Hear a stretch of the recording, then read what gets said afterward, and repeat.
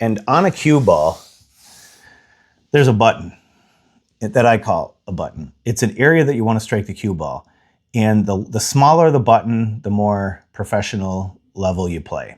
So basically, when you're first starting out, the whole ball's a button. You're just trying to push the ball towards the other ball and make it sort of go in the direction that you think it might go. And as you become more and more used to playing and more studied and more learned, you understand that there's accesses of vertical and horizontal, and there's side spin, there's all these things.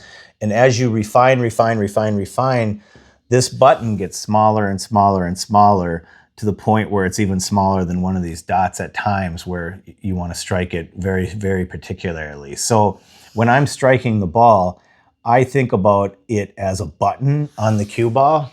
And basically, through my process, if I'm hitting a stop shot, I'll have a spot on the ball, and I'll step on my line, I'll fold down, my eyes are on the two, my cue ball is in my peripheral, and my tip is close to the cue ball and near the button. So I look down, I see where it is, I verify, I go once, twice to my button, and then I go back to the two, and I send it through on my button, right?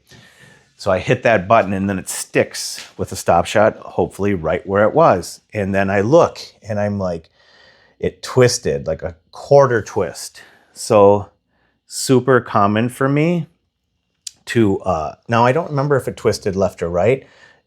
I think it twisted this way, and I think I came across because my cue went through to the left that time. So anyways, that's not here nor there, other than just kind of something I look at when I strike the ball. I don't just strike the ball and say, okay, hit the next shot, and did it do what I wanted? It did exactly what I wanted it to do.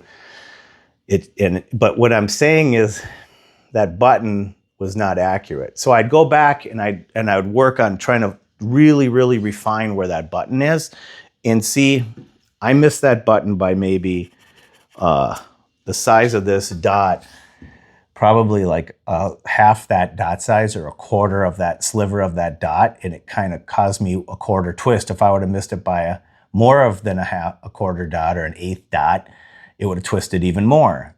And if I would have missed it by a full dot, it might have twisted once or twice. So, I mean, these are rough numbers. I'm just saying, like, that's how refined I get with the button when I'm training and practicing and trying to play.